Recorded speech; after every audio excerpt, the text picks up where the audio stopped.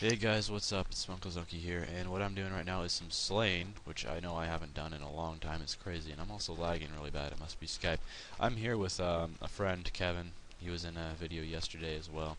He's helping me start this whole clan thing out, which was just getting off its feet and rolling. But what we decided to do is do some slaying, because I convinced him that it's a really good idea to find out what Dark Beasts are going to be like before EOC comes out, which was announced today. And that's something I kind of want to talk a little bit about.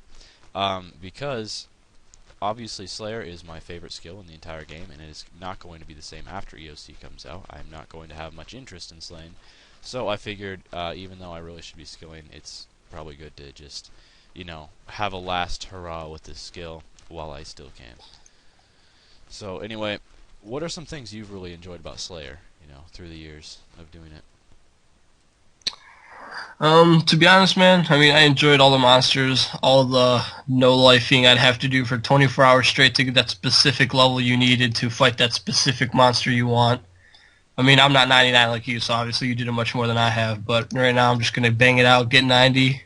You have persuaded me, Yeah. so I'm Well, going to bang it out. back in the day, when Slayer was still a relatively new skill, these monsters that we're killing right now, Abbey Demons, these were the thing to do. These were bank back in the day.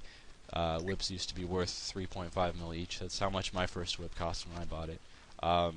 This used to be a lot of people's goal. They would no life Slayer, and it was a lot slower back then. Back when people didn't use pots, they didn't use cannons, there was no rapiers. People used to slay with guthans and I guess a um, dragon scimitar or something like that. I don't know. I don't really remember what Slayer was like before people used to use whips on it. So I mean, like, some people, like we were talking about a little bit earlier, some people are going to like the whole ELC thing, some people are going to hate it. I'm personally not trying to bash on it. I mean, it's a new experience. I'm not holding to, and I'm not really fond of that whole ability bar kind of thing. yeah, But I mean, I'm not going to quit RS just because a little bar came out. I mean, just going to have to tweak myself a little bit to get used to it. I mean, I don't know what your views are, but yeah. let's Well, see. to be honest, the ability bar, whatever people want to say, RuneScape isn't copying WoW. Pretty much every single mainstream MMO has very similar combat system to what RuneScape is going to be incorporating. So I mean, you can say RuneScape isn't ripping off other MMOs. You can say it is. The truth of the matter is, it's trying to become more mainstream, and that's the entire reason why people enjoy this game is because it's so different than all the other MMOs, and they're taking a very large amount of that away. So I feel almost a little bit betrayed. If anything else, they're like changing their identity as a game. So I don't think that's a very good thing. I think that they're going to release EOC. Jagex is going to realize that they're losing way too many players, and they're going to just revert back. And all this was a big waste of time, and it was a big scare, and it I think wasn't really worth all that publicity, to be honest. I really think the only reason they're releasing it is because, for two reasons. For one, they've already put a very large amount of time and resources into making the EOC, and they would definitely feel like a waste. Although it wouldn't be the first time that Jag has put a lot of money and time into something and didn't release it, as we saw with Mechscape and a couple other games that they tried and just went nowhere. But I think what Jagex is hoping is they do realize that a lot of people are going to quit, but what they think is that a lot of people are also going to join, and it's going to balance out the members, and they want RuneScape to grow definitely because they want to make more money off it in the long run. But I really think this is going to backfire, and there is going to be a lot more people quitting than joining. I have no doubt that this is going to draw new members. I just find it very hard to believe that there is going to be more attracted to this game when there are definitely, if you want a game with an ability bar, there are much better ones out there than RuneScape. Let's be honest. So I don't think that this is going to draw in new people. I completely agree with you, man. I mean, the whole new people subject, and I think it was Mod Mark or someone was talking about it or something like that. That the only reason that they're changing everything is because of all like the old people. They're getting tired of the game that they have, so they're trying to change everything. And I, I mean, I'm all okay with change, but I think completely changing the whole combat triangle and everything, I think that's just gonna mess the whole game up as is. Yeah. I mean, I wouldn't be as like, I wouldn't feel as betrayed if they did do what they said they might do with the whole like different worlds kind of thing, where they're gonna put like a few worlds ELC and then have the rest of the worlds back to how they were. I really hope they do end up doing that. I've heard it suggested by Jagus. I know they're thinking about it. I don't know if they're going to go through with it. I think they definitely will if they want to not lose as many players as they're going to if things continue the way they are. So I really hope Jagex is going to do that. But at the same time, one thing that's good for everyone that wants to max, I know there's a lot of players that do want to max, and there's a very large amount of players that have 99 in all the combat, Slayer, all that sort of thing, and find it hard to find motivation to skill, but now you're not going to have that temptation to go Slayer boss because it's going to be so different, and it's just not going to be the same old combat system that we all know and love. And so I think in a way that's good because I won't have a choice. I'll just want to skill all the time and really work towards that max cape. Which, I don't know, it's important to find the positives in everything that happens. Yeah, like I said, some people enjoy it, some people don't want to go through that whole EOC change. I mean, some people had just about enough with the whole graphical rework of everything. I mean, there's like a lot of people that quit after that too.